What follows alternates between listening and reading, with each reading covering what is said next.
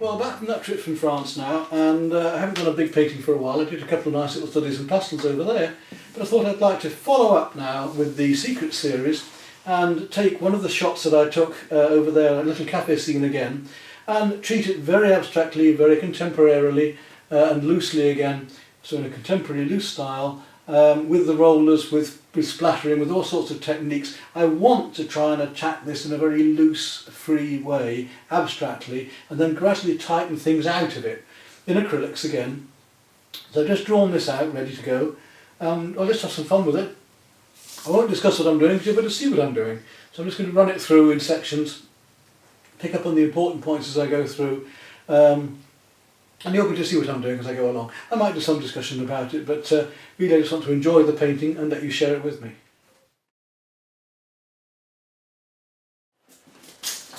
Well, drawing done, I'm ready to make a start on this picture now then. Let's just take a look at the materials we're going to use. We've got my two rollers, a small one and a medium one, a mixing palette, and my own homemade Stay Wet palette full of acrylics, plenty of colour for this, and brushes should I need them. I shan't probably need more than I probably shan't need more than just those filberts, just for mixing, but I'll be doing some hand painting, I'm sure, and some splattering as well. We'll be doing some different effects, and I say I want to be nice and loose and fairly abstract with the painting at first. Well, this is the picture I want to paint from, and from now on then I'm just going to do, for now I'm just going to paint. I'm not going to discuss it further. We may even speed the film up just to run through it and let it flow, and just follow through the techniques and how this painting is created. To make a start, I'm going to use this 3/4 inch filbert just to mix my paint ready for the roller. And I want to start with these various greys and so on in the background here. I'm just going to block and build up colours and textures, and like a jigsaw, the whole thing should just appear before your eyes.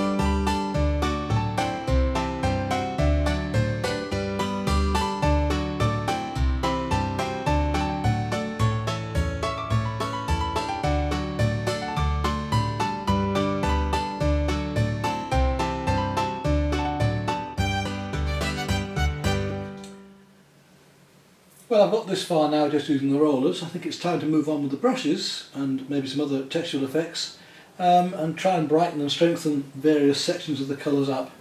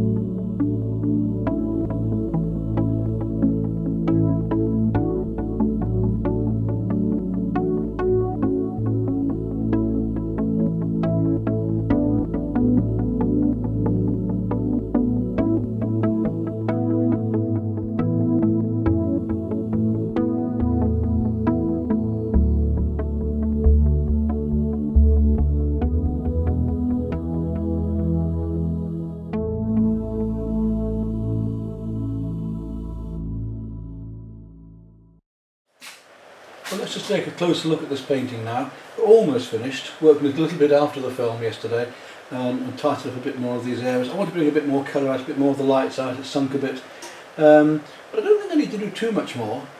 So for this last section of the film, I'll just zoom in now, just show you some of the areas we've done a little bit closer, and then out again and try and complete the work this morning.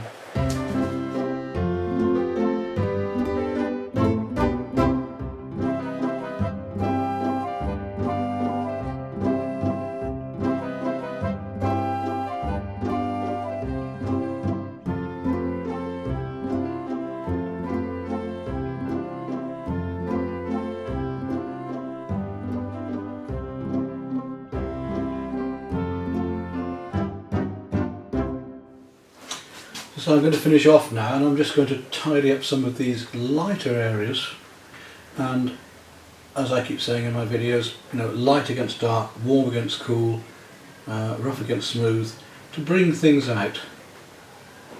So here if you put these slightly lighter colours, I'll be able to bring out the surrounding darker colours a bit. Don't want to fully paint the letters, we're just getting the effect of light coming through these letters.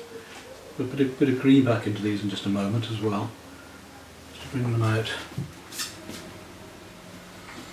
The white is still now a bit more, just a touch of lemon yellow to it, just to give the creaminess of it. And in this case, a wee touch of green, just a little tiny touch of the green again. Very light now because these colours are sinking on here, which acrylics tend to do. So I'm going to put a bit of green in there now, very pale green. You can just bring out one colour played against another. You can just bring out the warms, and of course green is the opposite in the colour circle to the red. So if I'm putting this bit of green into here, it's also going to affect. Almost down to single strokes now. I want to just keep nice pure clean colours coming into here to get the effects of these shapes one to another behind. Keep looking for colour, don't just think, oh I've got it nearly there, I'll finish at that. Keep looking for your colours.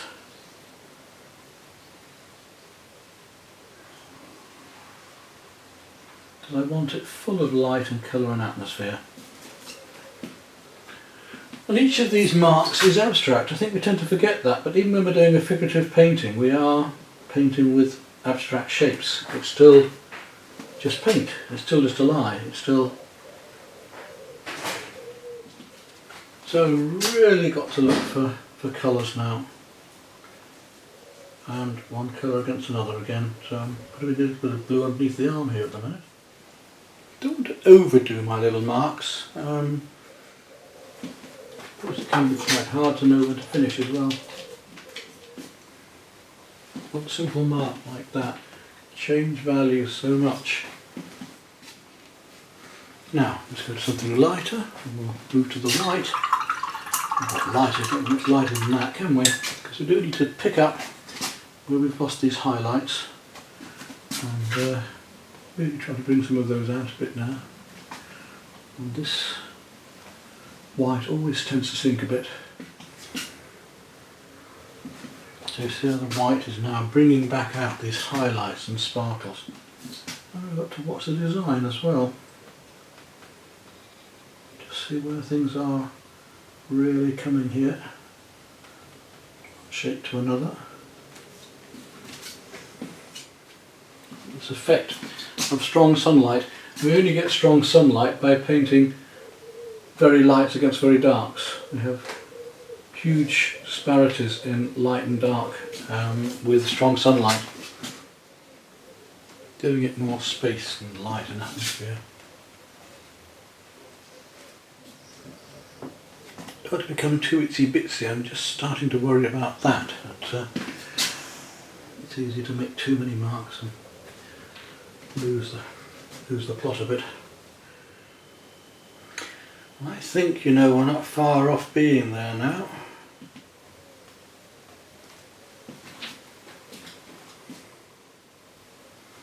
To bring out this blue light behind here just a little bit more again.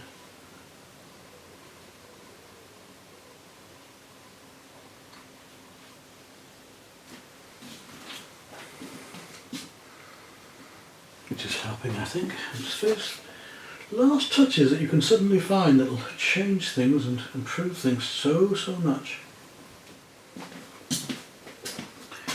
Even the darks just behind him here. Want looking at.